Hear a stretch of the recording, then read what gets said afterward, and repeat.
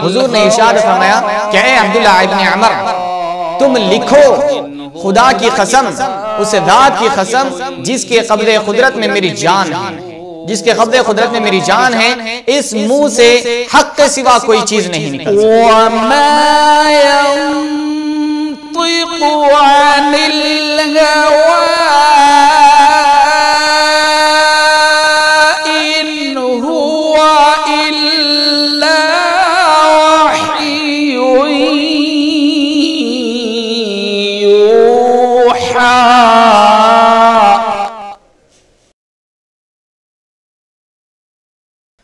अल्हम्दुलिल्लाह अल्हम्दुलिल्लाहिल्लज़ी अब्दअल अफ़लाक वल अर्दीन वस्सलातु वस्सलामु अला सय्यिदिल अंबिया'i वल मुरसलीन व अला आलिहि अत्तय्यिबीन अत्ताहिरीन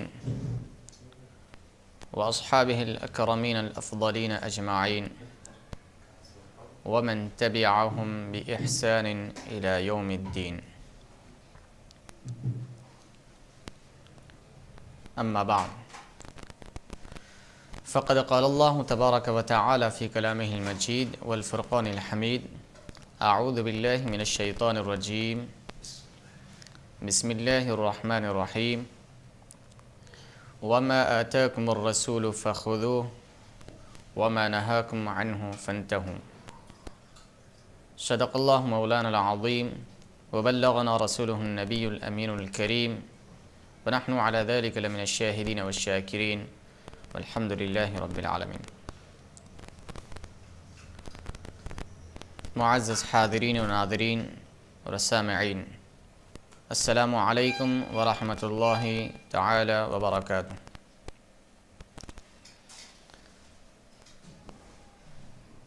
यकीनन रब्बे जुल जलाल का हम पर बेइंतहा फ़ज़ल व एहसान है कि उसने हमें दीगर मखलूक़ात से मुमताज़ बनाया और हमें अक़्ल और समझबूझ अता फ़रमाया। दीगर हैवानात में इंसान को इम्तियाज़ उसकी अक़्ल से और उसकी समझदारी की वजह से है।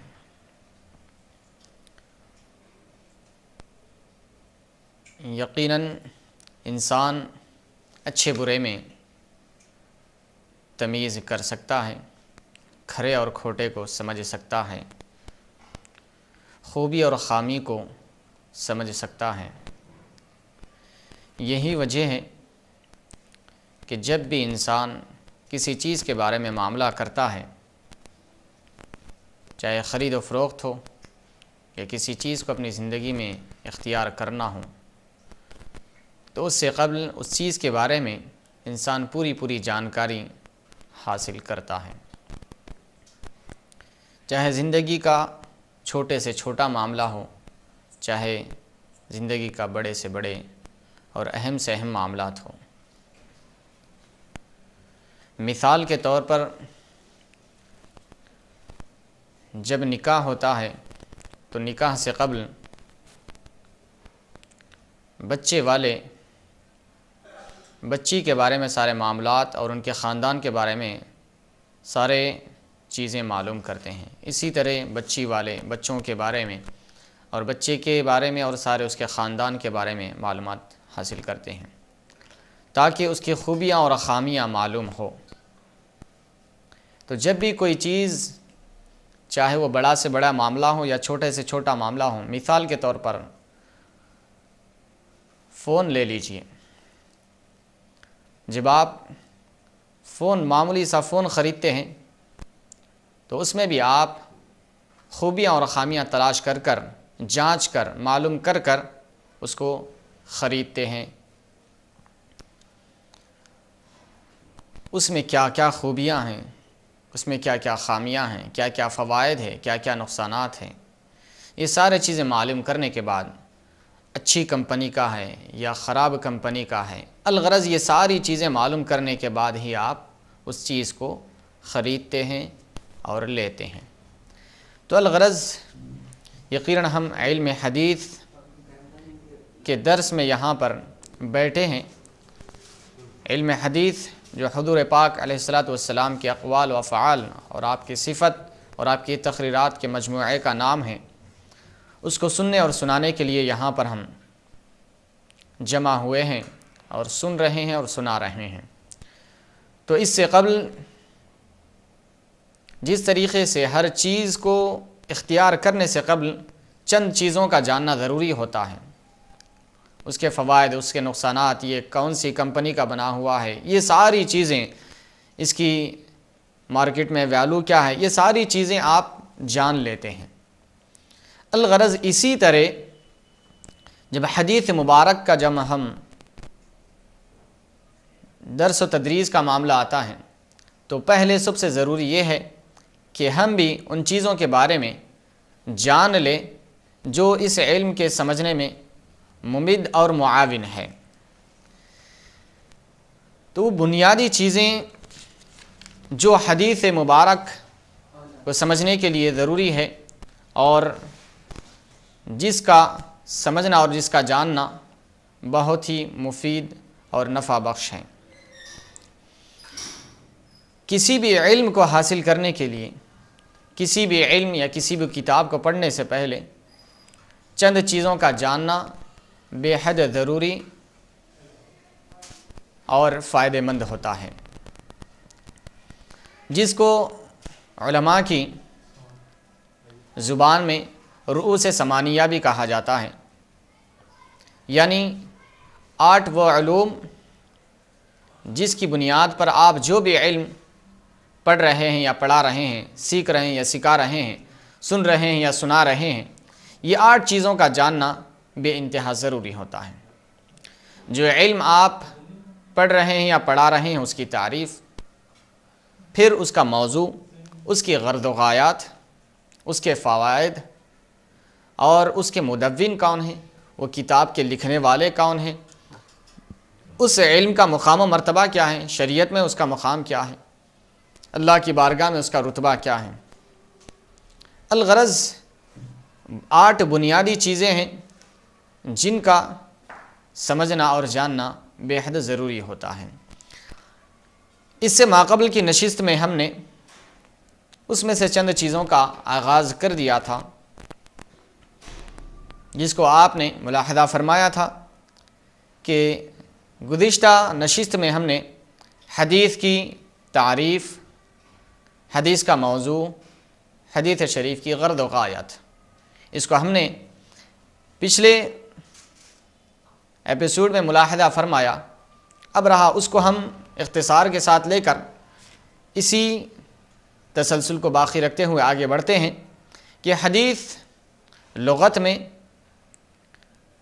अल हदीस अल कलाम क़लीलुहु व कसीरुहु, हदीस कलाम को कहते हैं, बातचीत को कहते हैं, चाहे वो थोड़ा हो या ज़्यादा, बहुत हो या कम, उसको हदीस कहा जाता है। शरीयत में हदीस क़ौलु रसूल सल्लल्लाहु अलैहि वसल्लम व फ़िअलुहु व तक़रीरुहु व सिफ़तुहु, हुज़ूर पाक अलैहिस्सलातु वस्सलाम की आपके क़ौल को, आपके फ़िअल को, आपकी तक़रीर को, आपकी सिफ़त को हदीस कहा जाता है। हदीस का मौदू हुज़ूर पाक अलैहिस्सलातु वस्सलाम की ज़ात मुबारका है। हदीस की गर्द व गायत वल फ़ौज़ु बिसआदतिद दारैन है, यानी दोनों जहां में, दुनिया में और आखिरत में कामयाब होना, कामयाबी पाना, फलाह पाना, यह हदीस मुबारक पढ़ने और पढ़ाने का मकसद है, गर्ज़ है, गायत है। अब रहा ये इब्तिदाई 3 चीज़ें हुई, हदीस की तारीफ़, हदीस का मौदू, हदीस की गर्ज़ व गायत। अब रहा हदीस को हदीस क्यों कहा जाता है, जिसको वजह तस्मिया कहा जाता है कि हदीस को हदीस नाम रखने की वजह क्या है, हदीस को हदीस क्यों कहा जाता है, क्यों हदीस बोला जाता है, क्यों दूसरा लफ्ज़ इस्तेमाल नहीं किया जाता, तो इसको वजह तस्मिया कहते हैं। तो अब आइए हम ये भी जानें कि हदीस को हदीस क्यों कहा जाता है। हदीस के माना आते हैं नया, हदस यहदुस हुदूसन फहुवा हादिसुन के माने आते हैं नया होना, नौपैद होना। हदीस को हदीस इसलिए कहा जाता है कि ये नई है, ये नौपैद है बिलमुकाबिल क़ुरान मजीद के। क़ुरान मजीद से तकाबुल करते हुए क़ुरान मजीद के मुकाबले में इसको हदीस कहा गया है। क़ुरान मजीद को कदीम कहा जाता है क्योंकि क़ुरान मजीद ये अल्लाह तबारक व तआला का कलाम है और रब्बुल जलाल ये कदीम ज़ात है। कदीम उसको कहते हैं जिसकी कोई इब्तिदा ना हो, उसको कदीम कहा जाता है। रब्बुल जलाल कदीम है जिसकी कोई इब्तिदा नहीं है और जिसकी कोई इंतहा नहीं है, जो रोज़ अव्वल से है और हमेशा से है और हमेशा रहेगा। जबकि कोई चीज़ न थी उस वक्त भी था और जबकि कोई चीज़ नहीं होगी उस वक्त भी रहेगा। तो रब्बुल जलाल कदीम है तो उसके सिफ़ात भी कदीम हैं। ये कलाम उसकी सिफ़त है और क़ुरान मजीद अल्लाह तबारक व तआला का कलाम है, तो इस लिहाज से क़ुरान मजीद को कदीम कहा गया है। अल्लाह के कलाम को कदीम कहा गया है और रसूलुल्लाह सल्लल्लाहु अलैहि वसल्लम के कलाम को हदीस कहा गया है, क्योंकि अल्लाह के अलावा जितनी मखलूक़ात है कायनात में वो सारी की सारी हादिस है, यानी नौपैद है, बाद में पैदा होने वाली है, जिनकी इब्तिदा है, तो उसको हदीस कहा जाता है। जिसकी कोई इब्तिदा ना हो उसको कदीम कहा जाता है। तो रब्बुल जलाल की इब्तिदा नहीं है, तो इसलिए उस ज़ात को कदीम और उसके कलाम को भी कदीम कहा जाता है। और जिनकी इब्तिदा हो, हुज़ूर पाक अलैहिस्सलातु वस्सलाम की भी इब्तिदा है, वो भी कायनात में मखलूक़ में सबसे अव्वल मखलूक़ है, सबसे पहली मखलूक़ है। तो आप हादिस हुए, इस एतबार से आपके कलाम को हदीस कहा जाता है। यानी कदीम के मुकाबिल में हुज़ूर पाक अलैहिस्सलातु वस्सलाम की हदीस मुबारका को हदीस कहा जाता है, यानी नई। अब रहा वजह तस्मिया, हमने मुलाहिदा फरमाया हदीस को हदीस क्यों कहा गया, कि इसलिए कि क़ुरान मजीद को कदीम कहा जाता है, उसके बिलमुकाबिल हुज़ूर के कलाम को हदीस कहा जाता है। अल्लाह का कलाम होने की वजह से उसको कदीम कहा गया और रसूलुल्लाह का कलाम होने की वजह से इसको हदीस कहा गया। बरा इसके बाद जो रूस समानिया हमने ज़िक्र किया है उसमें आता है उसके बाद मुदव्विन व मुअल्लिफ़, यानी किताब को तालीफ़ करने वाले, तसनीफ़ करने वाले, जमा करने वालों का तज़किरा। क्योंकि ये भी नाइंसाफ़ी होगी किताब के साथ कि जब हम कोई भी किताब पढ़ रहे हो या पढ़ा रहे हो तो साहिब किताब को भूल जाएं, उनका तज़किरा न करें।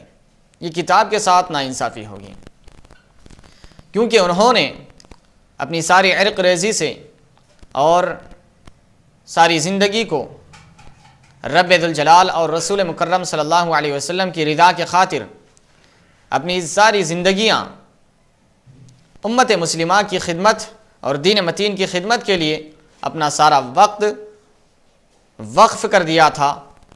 तो अगर उनका तज़किरा न किया जाए तो ये किताब के साथ ही नाइंसाफ़ी होगी। तो रूस समानिया में मुदव्विन और मुअल्लिफ़ का तज़किरा भी किया जाना बहुत अहम और ज़रूरी है, ताकि ये किताब लिखने वाले जो हस्तियाँ हैं उनके बारे में भी सुनने वालों को कुछ मालूम हो कि हाँ ये शख्सियत ने ये किताब को लिखा है, हाँ ये अल्लाह वाले ने ये किताब को लिखा है। तो अब आइए हम इस किताब का जो हम आगाज़ कर रहे हैं, ज़ुजाजतुल मसाबिह, उस किताब को तसनीफ़ करने वाले एक मुहद्दिस जलील, मुहद्दिस कबीर, फ़ख्रुल उलमा वल मुहद्दिसीन, पीर रुमूज़ असरार शरीअत, रहबर तरीक़त, फ़ाज़िल बेबदल, आलिम बाअमल, हज़रतुल अल्लाम, मुहद्दिस दकन, अलहाज अबुल हसनात अस्सय्यद अब्दुल्लाह अश्शाह नक्शबंदी मुजद्दिदी कादरी हैदराबादी। ये वो ज़ात है जिन्होंने इस किताब मुबारक को तालीफ़ फरमाया है, इस किताब को इकट्ठा किया है, जमा फरमाया है, इस किताब को तसनीफ़ फरमाई है।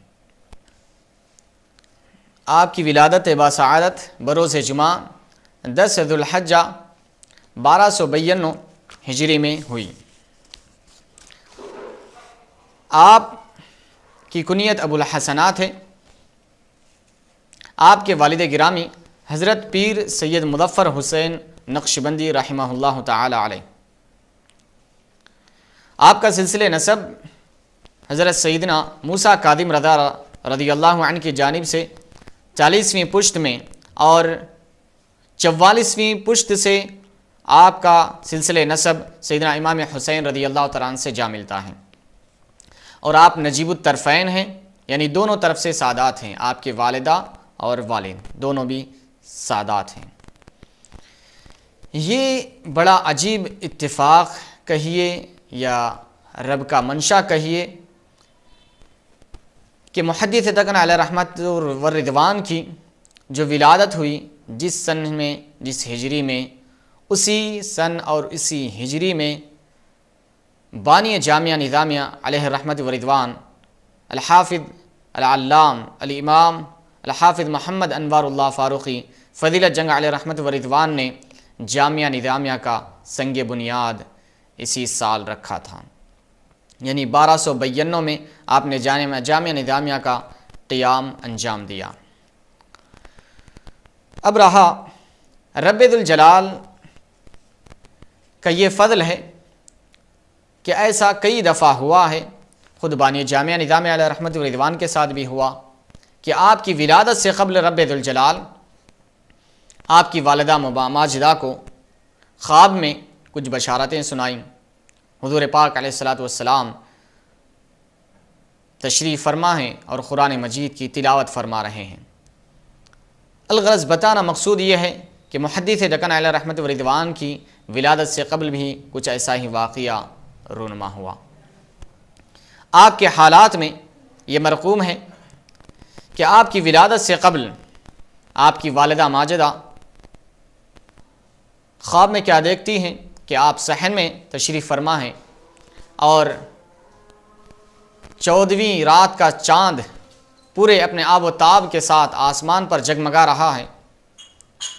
आप क्या देखते हैं कि वो चाँद उतर रहा है, करीब से करीब तर आता जा रहा है, करीब से करीब तर आता जा रहा है, और हत्ता कि यहाँ तक कि आपके करीब आता गया, आपके करीब आता गया, आपके सहन से करीब आया और उसके बाद आपके गोद मुबारक में वो चाँद मुबारक आ गया। जब आपने इस ख्वाब की ताबीर मालूम की तो आपको ये बतलाया गया कि आपके घर एक चाँद सा खूबसूरत और आलिम बाअमल फ़ादिल बेबदल पैदा होने वाला है। तो अलग़रज़ आपकी विलादत से क़ब्ल रब्बुल जलाल ने इशारे ऐसे फरमा दिए कि अब आने वाला जो लड़का है वो आम लड़कों की तरह लड़का नहीं होगा, बल्कि हुज़ूर पाक अलैहिस्सलातु वस्सलाम की दीन को मजबूती के साथ आगे चलाने का काम करेगा। हुज़ूर पाक अलैहिस्सलातु वस्सलाम के दीन के मशीन को आगे बढ़ाएगा और दीन मतीन की बेइंतहा खिदमत अंजाम देगा। यही वजह है कि जब मुहद्दिस दक्कन उसके बाद जब आपकी विलादत हुई, फिर उसके बाद आप दुनिया में तशरीफ़ लाए, फिर उसके बाद आपके वालिद बुज़ुर्गवार हज़रत सैयद मुज़फ़्फ़र हुसैन नक्शबंदी अलैहि रहमत व रिदवान ने आपने असातिज़ा के पास आपको उलूम ज़ाहिरी के लिए आपको भेज दिया और उलूम ज़ाहिरी हासिल करते रहे। आपने जिन असातिज़ा इकराम से उलूम हासिल किया उनका इख्तिसार के साथ मुलाहिदा फरमा लें, उनका तज़किरा। उनमें सबसे बड़ी हस्ती हज़रत शेखुल इस्लाम हज़रतुल अल्लाम अबुल बरक़ात हाफ़िज़ मोहम्मद अनवारुल्लाह फ़ारूक़ी फ़ज़ीलत जंग अलैहि रहमत व रिदवान बानी जामिया निज़ामिया। आपके अलावा शेखुल माक़ूलात हज़रत मौलाना मंसूर अली ख़ां, शेखुल हदीस हज़रत मौलाना हकीम अब्दुर्रहमान सहारनपुरी खुसूसी अहमियत के हामिल हैं। इन अकाबिरीन के अलावा आपने दीगर असातिज़ा से इक्तिसाब फ़ैज़ किया। उलूम ज़ाहिरी की तहसील व तकमील के बाद आपने उलूम बातिनी की तरफ मुतवज्जे आप मुतवज्जे हुए और सिलसिले नक्शबंदिया के मशहूर व मारूफ बुज़ुर्ग पीर तरीक़त हज़रत शाह सादुल्लाह रहमहुल्लाह के खलीफा हज़रत पीर सैयद मोहम्मद बुखारी शाह रहमतुल्लाह अलैह से आपने रुजू फरमाया और आपसे इक्तिसाब फ़ैज़ किया। और आपकी तसनीफ़ात व तालीफ़ात में सबसे अहम तसनीफ़ आपकी ज़िंदगी का जिसको शाहकार कहा जाता है वो है ज़ुजाजतुल मसाबिह, जो आपने हनफ़ी मसलक के मुताबिक अहादीस मुबारका को जमा फरमाया। इस किताब की तकमील 1951 में हुई और 1953 से 1960 तक ज़ुजाजतुल मसाबिह की 5 जिल्दें ज़ेवर तबाअ से आरास्ता हो गईं। 92 साल की उम्र में 18 रबीउल सानी 1384 हिजरी व मुताबिक 2 अगस्त 1964 आपने इस दार फ़ानी को छोड़ा और रफ़ीक़ आला से जा मिले। इन्ना लिल्लाहि व इन्ना इलैहि राजिऊन। तो हाज़रीन इकराम, ये था एक मुख्तसर मुहद्दिस अलैहि रहमत व रिदवान का तारुफ़ जिन्होंने ये किताब तसनीफ़ व तारीफ़ फरमाई है। यकीनन यही बुज़ुर्गान दीन का सदक़ा है कि आज हम अल्लाह तबारक व तआला के फ़ज़ल व करम से आज हमें कुछ दीन मतीन सीखने और सिखाने का मौका मिल रहा है। अब रहा यहाँ पर एक बुनियादी और एक अहम वजह इस किताब को इस दर्स में शामिल करने की वजह ये भी है कि यकीनन ये वो दात, ये वो हस्ती है कि अहादीस मुबारका की किताबें बहुत सी हैं। बुखारी शरीफ है, मुस्लिम शरीफ है, तिरमिज़ी है, सुनन अबू दाऊद है, इब्न माजा है, अलगरज़ बहुत सी अहादीस मुबारका की किताबें मौजूद हैं। लेकिन वो सारी किताबों को छोड़कर इस किताब को इख्तियार क्यों किया गया, उसकी एक अहम वजह ये है कि ये हम पर रब दुल जलाल का फ़ज़ल है अहले दक्कन पर कि रोज़े अव्वल से रब दुल जलाल ने इस दक्कन को रब दुल जलाल ने अहले इल्म का मरकज़ बना रखा और रोज़े अव्वल से यहाँ पर उलमा, सूफिया, सुलहा, वाइज़ीन, शुअरा और बुज़ुर्गान दीन, औलिया इकराम, सालिहीन यहाँ पर पैदा होते रहे और इंशाअल्लाह ताला क़ियामत तक यह सिलसिला जारी रहेगा। तो हमें इस बात का पता नहीं, अक्सर लोग मुहद्दिस अलैहि रहमत व रिदवान के इस कारनामे से नावाकिफ़ हैं।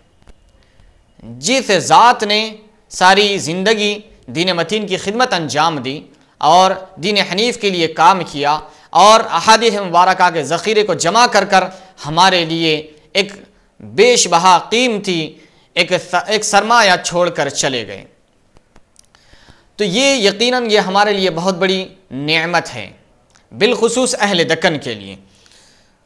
इस बात की तरफ और एक तवज्जो मैं आपकी मबज़ूल कराना चाहता हूँ कि हमें अपने उलमा की, अपने सूफिया की, अपने सालिहीन की कदर करना चाहिए, क्योंकि अगर हम कदर ना करें तो और कौन करेगा।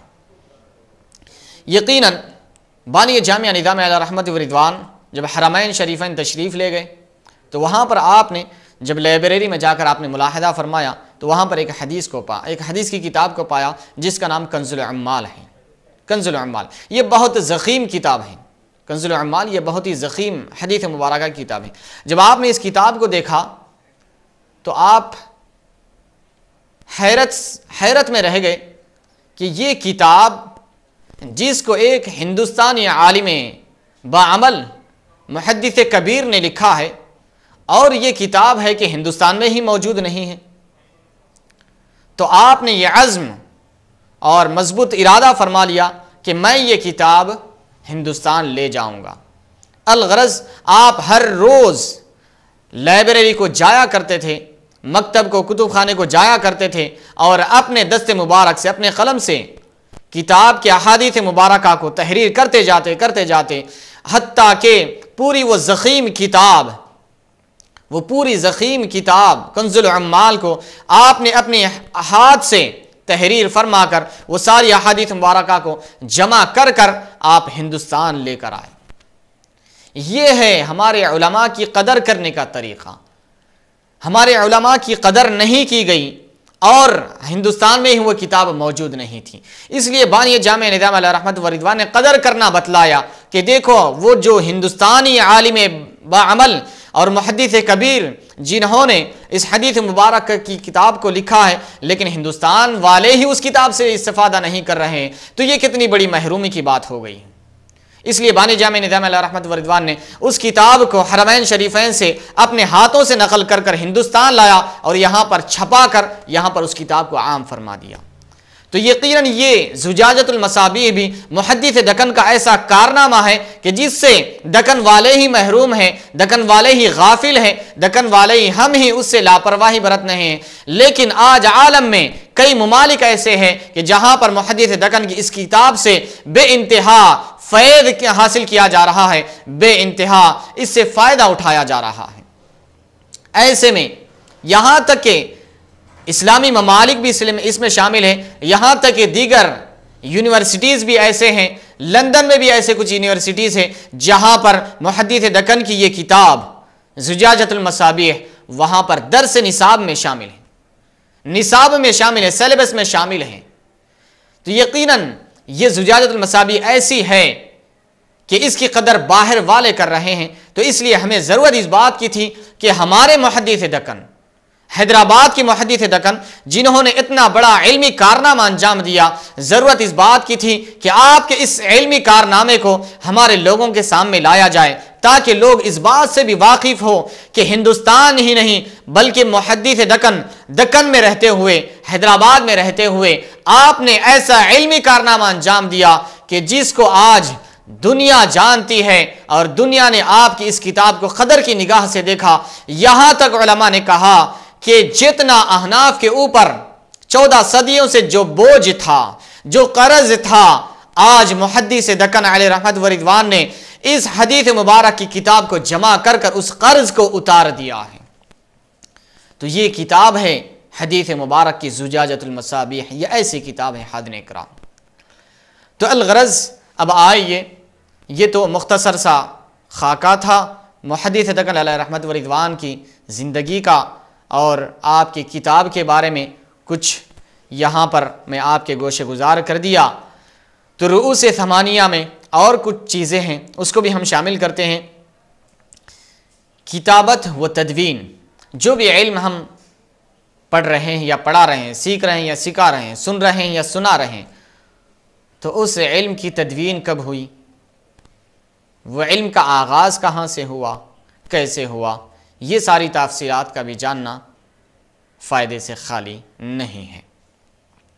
अब रहा तदवीन, इस किताब की, इस इल्म का आगाज़ कब हुआ, इस इल्म की इब्तिदा कैसे हुई, ये सारी चीज़ें तदवीन हदीस में आएगी कि हुज़ूर पाक अलैहिस्सलातु वस्सलाम के ज़माने से ही तदवीन हदीस का काम शुरू हो चुका था। हुज़ूर पाक अलैहिस्सलातु वस्सलाम के अहद मुबारक में बाद सहाबा इकराम ऐसे भी थे जो अहादीस मुबारका को ज़ब्त तहरीर लाया करते थे, और अक्सर व बेशतर सहाबा इकराम ऐसे थे जो सिर्फ़ अपने सीनों में महफूज कर लिया करते थे। सैयदना अबू हुरैरा रज़ियल्लाहु तआला अन्हु से रिवायत मनक़ूल है कि खुद आप अहादीस मुबारका की जो रिवायतें हैं उनमें सबसे ज़्यादा जो अहादीस मुबारका मरवी है वो सैयदना अबू हुरैरा रज़ियल्लाहु तआला अन्हु हैं। आप फरमाते हैं कि अस्हाब नबी यानी सहाबा इकराम में मुझसे ज़्यादा हदीसों को रिवायत करने वाला कोई नहीं है। मुझसे ज़्यादा सहाबा में, अस्हाब नबी में मुझसे ज़्यादा हदीस को रिवायत करने वाला कोई नहीं है, इल्ला सिवाए अब्दुल्लाह इब्न अम्र, सिवाय अब्दुल्लाह इब्न अमर के कि वो मुझसे ज़्यादा कर सकते हैं, क्योंकि वो लिखा करते थे और मैं नहीं लिखा करता था, इसलिए मुमकिन है वो मुझसे ज़्यादा रिवायत कर सकते हैं। लेकिन अगर उनको छोड़ दिया जाए तो सबसे ज़्यादा रिवायत हदीस करने वाला मैं हूँ। तो अलगरज़ तदवीन हदीस का काम गर्चे के बाज़ाब्ता तौर पर, अबवाब के तौर पर, फसूल के तौर पर इसका आगाज़ 1 साल के बाद, करीब 100 साल के बाद, 1 सदी के करीब 99 हिजरी में इसका आगाज़ हुआ, लेकिन ज़ब्त तहरीर में लाना यह हुज़ूर अकरम सल्लल्लाहु अलैहि वसल्लम के ज़माने से ही इसका आगाज़ हो चुका था। इसके बाद ज़ब्त तहरीर लाने के बाद अब रहा कुछ मुअतरिदीन के एतराज़ात हैं, उस एतराज़ात के फिर जवाबात हैं। इंशाअल्लाह तबारक व तआला हम उसको अगले एपिसोड में रखेंगे कि लोगों के एतराज़ात क्या है। इसमें बिलखुसूस मुअतरिज़ीन में वो लोग शामिल हैं जो गैर मुस्लिम मुहक्किकीन हैं। गैर मुस्लिम मुहक्किकीन ने हदीस नबवी की बुनियाद को हिला कर रखा। उन्होंने ऐसे ऐसे एतराज़ात किए कि जिसकी वजह से बाज़ अगर लाइल्म, अगर जाहिल, नावाकिफ़ लोग अगर उस एतराज़ात को पढ़ लेते हैं तो वो यकसर हदीस नबवी का इनकार कर बैठेंगे, ये हदीस मुबारक को गलत समझेंगे। तो ज़रूरी है कि हदीस मुबारक की जो बुनियाद है उसको हम मजबूत करेंगे, उनके एतराज़ात का जवाब देंगे, फिर उसके बाद और दूसरी चीज़ों की तरफ हम जब तदवीन हदीस का काम कैसे हुआ और किस तरीक़े से हुआ और वो जो एतराज़ात क्या है, एतराज़ात के फिर जवाबात क्या है, उसको इंशाअल्लाह तबारक व तआला हम आने वाली नशिस्त में रखेंगे। अल्लाह तबारक व तआला से दुआ है कि रब तबारक व तआला हमें दीन और दुनिया की सआदत नसीब फरमाए, दीन मतीन को सही तौर पर समझ कर पढ़ने और उस पर अमल करने की तौफ़ीक़ अता फरमाए। वसल्लल्लाहु तबारक व तआला वसल्लम अला खैरि खल्क़िही सय्यिदिना मुहम्मदिन व अला आलिहि व अस्हाबिहि व बारक व सल्लम अजमईन। हुज़ूर ने इरशाद फरमाया कि ए अब्दुल्लाह इब्न उमर, तुम लिखो, खुदा की कसम, उस ज़ात की कसम जिसके क़ब्ज़े क़ुदरत में मेरी जान है, जिसके क़ब्ज़े क़ुदरत में मेरी जान है, इस मुंह से हक़ के सिवा कोई चीज़ नहीं निकल सकती।